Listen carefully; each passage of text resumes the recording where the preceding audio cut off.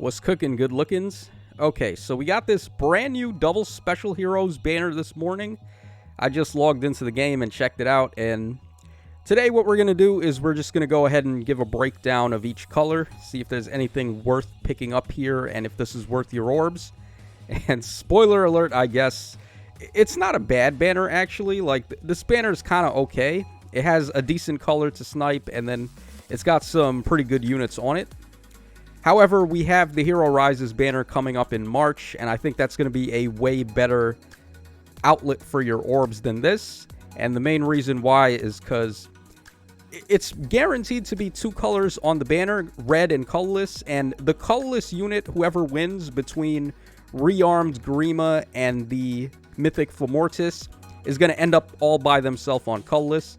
So if you wanted to get either of those units to +10 and you just sniped colorless on that banner, your odds of getting them is going to go up dramatically because it's only a two-color banner. This is the same thing that happened with the Valentine banner, where we only had, who was it? I believe it was Duolith and Henriette on red, and then on green we only had Gustav and the Toga Alphonse.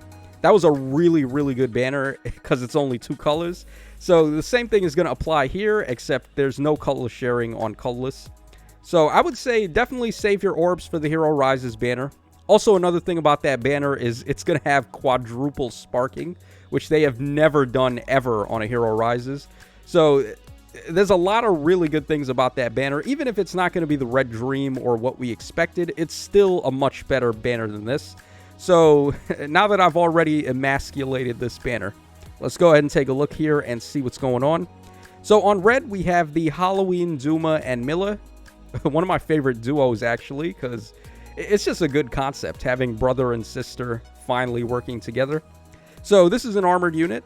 They are also a save unit, and they're a pretty solid one, honestly. They're probably like among the top as far as armor far save units go. So they have this skill here, Woeful Upheaval. It is a perf skill, and it gives them access to far save. So that's really good already. They also can deal 7 damage at the start of the turn, like regular Upheaval does on regular Duma.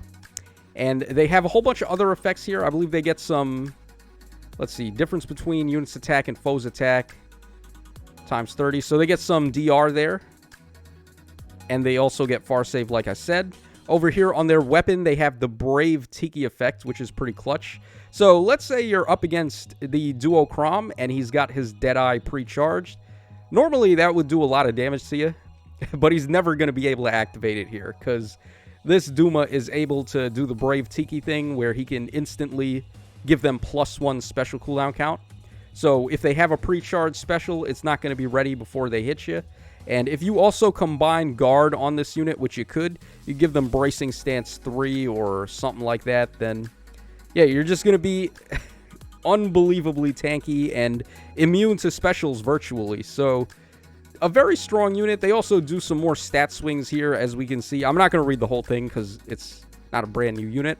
As far as fodder goes, they do have Distant Ferocity and Dragon Wall 3. Distant Ferocity is not too shabby. You get +5 attack and distant counter if the enemy initiates on you. So pretty solid skill. Not a bad unit. Definitely one of the better units on this banner. Are they the best unit on the banner, actually?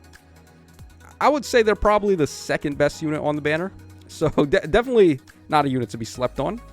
Okay, accompanying them, we have the Bride Sophia over here. So Bride Sophia, there's definitely some Sophia stan amongst the devs, because I don't really understand why she's got so many ults, but I mean, here she is. Her weapon, let's see here, gives her attack up 3, all sets up 5, and weapon triangle advantage on colorless foes, so it's okay.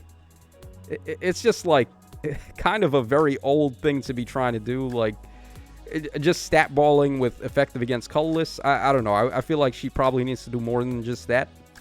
She's a flying unit, so you'd have to give her IOT shield somewhere if you want her to deal with bow units. But as far as fodder goes, she's got attack and res hold, and also attack and defense push 4, and a double rally skill.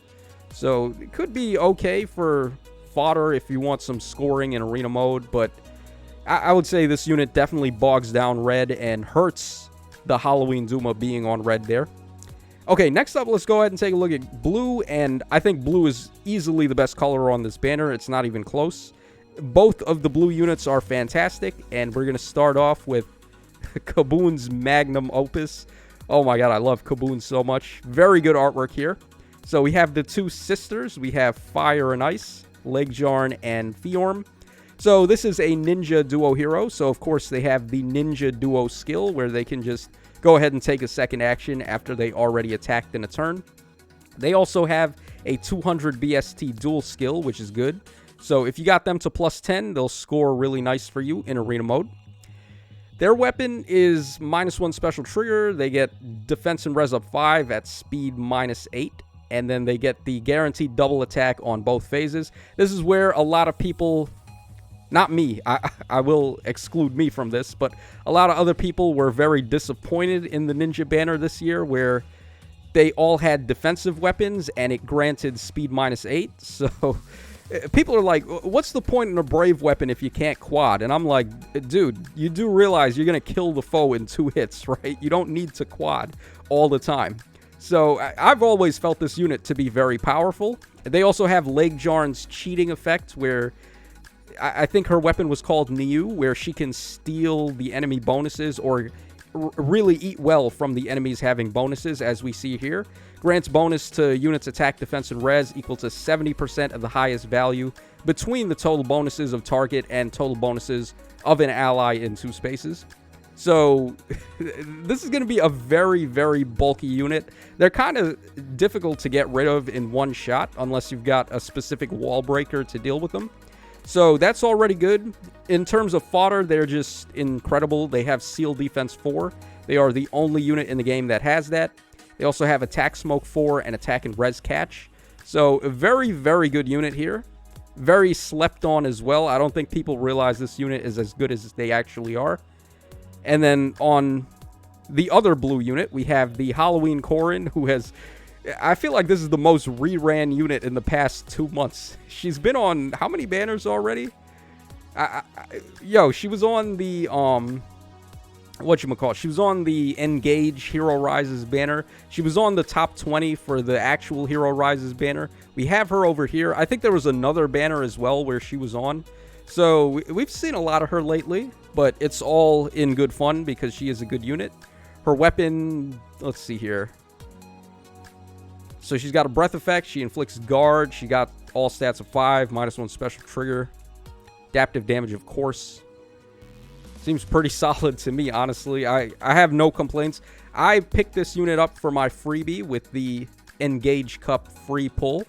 So that was who I went with. It was between her or Flame Lynn, and I decided to go with Corrin. As far as fodder is concerned, this unit is nuts. We got Attack and Speed Finish 4, Dragon's Wrath 4. Joint Drive Attack has fallen off a bit, but it's still okay, I guess. Although the A and B skill more than make up for everything else. And then she's got Negating Fang on top of that. So I just really like this unit. She's a really good just Omni tank. Not that Omni tanks are crazy right now, but she's definitely one of the better units to be trying to pull off that strategy.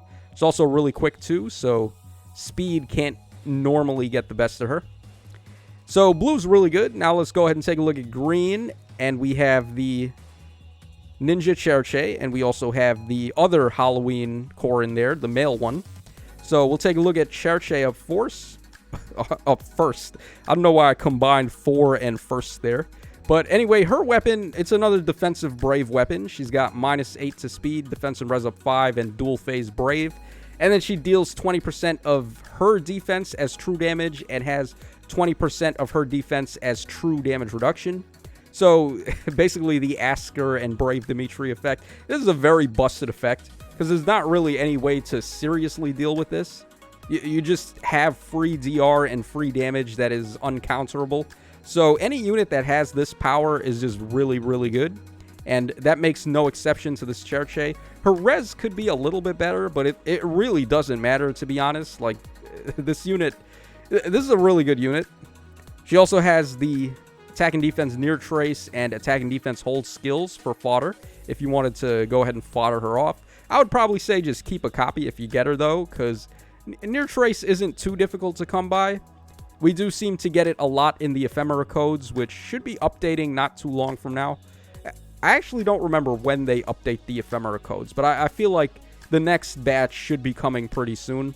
And then, like, a lot of units in there end up having near trace or far trace, so that should be fine. You don't need to sweat yourself trying to get that. And then attack and defense hold is not really one of the best C skills. It's just rain with an extra space, so make of that what you will. And then we have the male Halloween Corrin over here. He is more so a slow tank, whereas the other Corrin is a faster tank, trying to use her speed to her advantage so that she doesn't get doubled. This guy just threw away all his speed to get some more bulk, which it's fine for a tank, although he can get cucked really bad by units that have null follow-up, which is a lot right now. So he's got -1 special trigger, he's got Spendthrift Light, inflicts guard, he gets some 7 HP recovery with any attack that deals damage, and then also, if foe can make a follow-up, he gets 75% DR on the first attack, which is pretty strong. That's the same effect that made the Pirate Surtur and Valentine Gustav really good tanks for the time that they came out.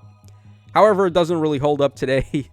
Most of the offensive threats either W without question because they have null follow-up, or they have a brave attack to W anyway. So this guy is not going to be catching any breaks with that, unfortunately. He's probably going to get hit twice in a row, and he's just going to get deleted because his second attack, he doesn't really have any DR to protect him.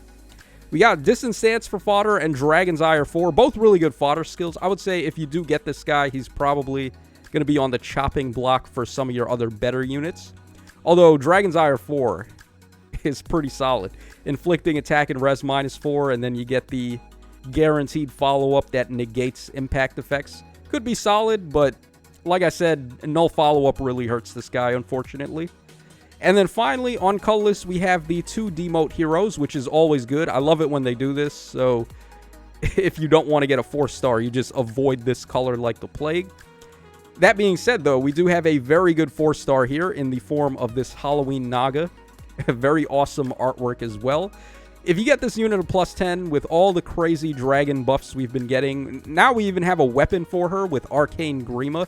Prior to her, she came out before the Rearmed Grima did, so at that point she did have access to good skills like Dragon's Ire 4, Dragon's Wrath 4, etc. And I thought that was already quite good, but now that she has access to Arcane Grima, that really puts her over the top. So this is one of the better merge projects you can get on a seasonal banner, and I think if you were to give her all the good skills, she's going to be definitely a competent unit that can compete for you. She is the only colorless dragon flyer that is relatively easy to get. There are other ones out there, but they're all 5-star locked on seasonal banners or legendary banners for the most part. So this one's not too difficult to get, and that means she's not really competing with any of your other easy-to-obtain units in that pool. So not a bad unit. She's got a pretty solid stat line with good defenses and good offense. So I do think you could make use out of this unit at +10. For fodder, she's also got Rally Up Attack Plus, Attack and Res Catch 3, and Attack and Res Rain 3. Not the greatest, but they are like stepping stones to get the level 4 versions for Attack and Res Catch 4, and then also Attack and Res Hold. And Rally Up Attack can just help your arena units score better if you need that. And then finally, we have the Heath Ninja unit here. I was kind of shocked that they gave this guy a ninja hero. I wasn't expecting him, right? Like, he doesn't seem like the most popular character, but I've always liked him, though, because of his double-colored hair thing. I think that was really cool. So, another one of these ninja weapons that is defensive-based. This one is more so good, I would say, on armor-type units with far save, because they can just swoop in and do a double attack. They don't care about speed in the first place, and they're getting defensive res. So your Valentine Phase, your Christmas Ignatses, your Christmas Felixes, those are the type of units I would say benefit from this type of weapon. Also, you can do a lot of shenanigans with armored units, like give them Special Fighter 4 so they can just ramp into a special and hit a lot harder, because, of course, this weapon has 6 might. It's not best in terms of damage. But if you're able to proc specials with it, then you can definitely lay on the pain with the second attack. So not too shabby of a weapon for fodder. As far as the unit goes, though, I don't really think this guy offers too much. He's not fast. He's very slow. So there's definitely better flying bow units and just flying range units in general you could go for instead of him. Like, for example, the Summer Claude from earlier. I think that guy is your flying range unit of choice if you want a seasonal one. For fodder, he's got Pulse Smoke and Attack and Defense Catch 3. Not the worst. Maybe Pulse Smoke will look better when we get a Pulse Smoke 4 version. But at the moment, it's really just his weapon that you want this guy for. So I would say he is a big skip. And that wraps us up for the breakdown of this banner. So basically, TLDR, skip this banner. Just save whatever you got for the Hero Rises banner. And if you don't even like that, then keep saving and keep on keeping on. So that's going to wrap us up for this video, guys. Hope you enjoyed the coverage. And this is your boy Tacho signing out. So take care, fellas. And I'll catch y'all again on the flip side.